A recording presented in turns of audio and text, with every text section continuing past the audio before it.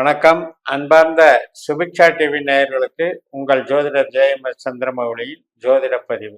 இந்த பதிவுல நம்ம கடக லக்னத்திற்கு சனி பயிற்சி பலன்களை பார்க்க இருக்கோம். அதாவது 2025 மார்ச் 29 நடக்கக்கூடிய சனி பயிற்சிக்காக ஒரு முன்னோட்ட பதிவாக இப்ப நம்ம பார்க்கலாம்.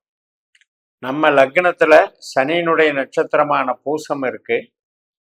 நம்ம லக்னத்துல இருந்து 5ஆம் இடமான விருச்சிக ராசியில சனியினுடைய நட்சத்திரமான அனுஷம் இருக்கு. நம்ம லக்னத்துக்கு 9ஆம் இடமான மீன ராசியில உத்திரட்டாதின்னு சொல்லக்கூடிய சனியினுடைய நட்சத்திரம் இருக்கு. அப்ப 1ஆம் இடம், 5ஆம் இடம், 9ஆம் இடம் நம்ம சுய சிந்தனை, ஆரோக்கியம், தோற்றம், நிறம், குணம், நம்முடைய ஆசைகள், பாசம், நேசம், குழந்தைகள், குதூகலம், என்டர்டைன்மெண்ட்டு, கலைகள், கம்யூனிகேஷன் ஸ்கில்லு, சினிமா மற்றும் ஒரு விளையாட்டு பயிற்சி, வேத பாராயணம், இஷ்ட தெய்வம், இத்தனையும் 5ஆம் இடம் சொல்லுது. 9ஆம் இடம் ஆன்மீகம், பூர்வீகம், தந்தை வர்க்கம், குலதெய்வம், வெளிநாடு தொடர்பு, மேல் படிப்பு, அந்நிய நபர் பழக்க வழக்கம், இத்தனையும் சொல்லுது. அப்ப இந்த 1, 5, 9 தான் சனியினுடைய பொட்டன்ஷியல். நம்ம ஜனன ஜாதகத்துல நம்ம பார்த்துக்கணும், அந்த சனி எப்பேற்பட்ட தொடர்புகள் வச்சிருக்காரு, எந்தெந்த பாவ தொடர்புகளாக விளங்குறாரு, எந்தெந்த பாவத்தை இயக்கக்கூடிய இயக்குனரா வர்றாருங்கிறத நம்ம தெரிஞ்சுக்கணும். தெரிஞ்சுக்கிட்டா இதை சார்ந்து அவர் நல்ல ஆற்றலையோ கெட்ட ஆற்றலையோ வெளிப்படுத்துவார். இதுதான் நம்ம ஜோதிடத்தை அணுகக்கூடிய முறை. அதே நேரத்துல பாவம்ங்கிறத கரெக்டா பார்க்கணும்னா நம்ம லக்னத்துல 30 டிகிரியில நம்ம லக்ன புள்ளி எதுன்னு தெரிஞ்சாதான் அந்த பாவத்தை பார்க்க முடியும். இப்ப பொதுவா உங்களுக்கு சனி கும்பத்துல வந்த உடனே அட்டமி சனி ஆரம்பிச்சிருச்சுன்னு ஜென்ரலா சொல்றோம். ஆனா அக்யூரஸியா எப்ப வேலை செய்யும்னா, உங்களுக்கு 8ஆம் பாவமான கும்பராசியில எந்த புள்ளியில 8ஆம் பாவம் தொடங்குகிறதுன்னு உங்க ஜனன ஜாதகப்படி நீங்க நிர்ணயம் பண்ணி வச்சுக்கணும். அந்த புள்ளியை தொடும்போது மட்டும்தான் அட்டமி சனியா அப்ப அது இயங்க ஆரம்பிக்கும். இப்போ உதாரணத்துக்கு பூச நட்சத்திரம் ஒரு 4ஆம் பாவத்துல உங்களுக்கு லக்னம் அமையுதுன்னு வச்சுக்கோங்க. மொத்தம் 9 புள்ளி கடகராசியில, அதுல புனர்பூச 4ல ஆரம்பிக்குது. பூச 4ன்னா 5ஆவது புள்ளி உங்களுக்கு கடக லக்னத்தினுடைய தொடக்கம். உங்களுக்கு லக்ன தொடக்கமே அங்கதான். அப்ப அந்த 5ஆவது புள்ளி கும்பராசியில எதுன்னு பார்த்தீங்கன்னா, அவிட்ட 2 பாதம், அதே மாதிரி சதயத்துல 3 பாதம் எடுத்துக்கணும். அந்த சதயம் 3ஆம் பாதத்துல தான் சனி என்ட்ராகும் போது தான் உண்மையிலேயே உங்களுக்கு 8ஆம் இடத்துக்குள்ள சனி வர்றாருன்னு அர்த்தம். அது வரைக்கும் சனி போயிட்டு ராசி மாறினா கூட 7ஆம் ராசியில இருக்கிறாருன்னு தான் அர்த்தம். இந்த அளவுக்கு நீங்க புரிதலை ஏற்படுத்திட்டீங்கன்னா அதனுடைய தாக்கங்களை நீங்க மாறுதல்களை கண்காணிக்க முடியும். நல்லா அதை நாம எப்படி பயன்படுத்தலாங்கிறத நிர்ணயிக்க முடியும். இப்ப 8ஆம் இடத்துல இருக்கிற சனி இப்ப 9ஆம் இடத்துக்கு மார்ச் மாசம் போறாரு. இந்த மார்ச் 2025ல வர்ற சனி உண்மையிலேயே 9ஆவது புள்ளி நமக்கு எதுன்னு கண்டுபிடிக்கணும்.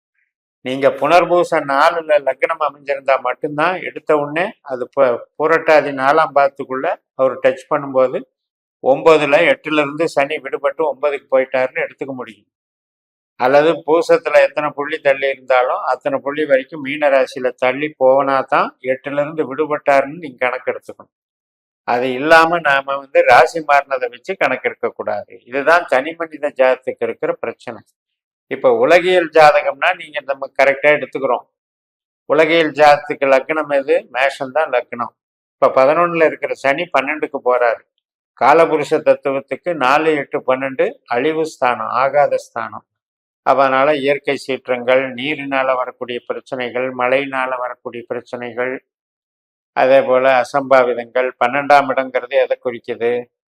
நமக்கு நிறைய ஹெவி லாஸ் ஆகிறத குறிக்குது. 4, 8, 12 கெட்ட பாவங்கள். அப்படி எடுத்துக்கணும்.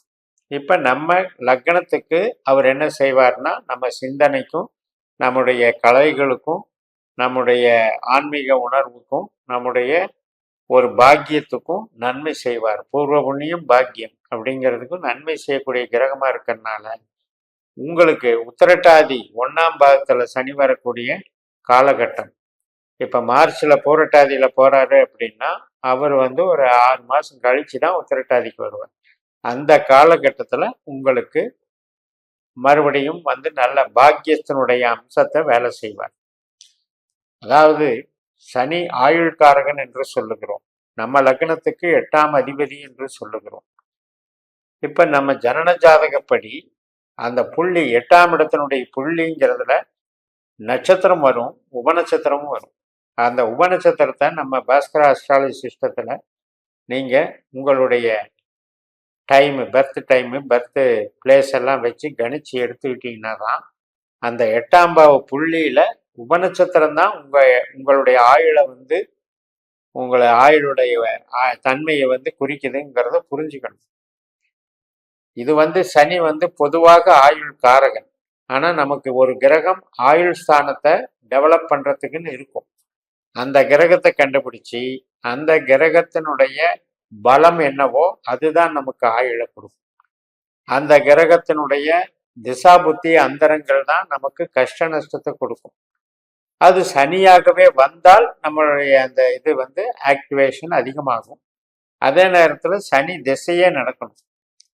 இப்போ ஒரு கோச்சாரத்தில் சனி பயிற்சி வந்துருச்சு அப்படின்றதுனால அது மட்டும் தனியாக இயங்கி நமக்கு எல்லா பலன்களையும் கொடுத்துறாரு.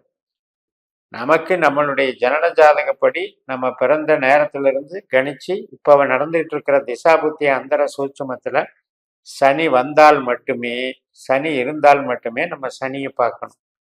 அது இல்லாதப்ப நீங்கள் சனியை பார்த்து பிரயோஜனம் இல்லை.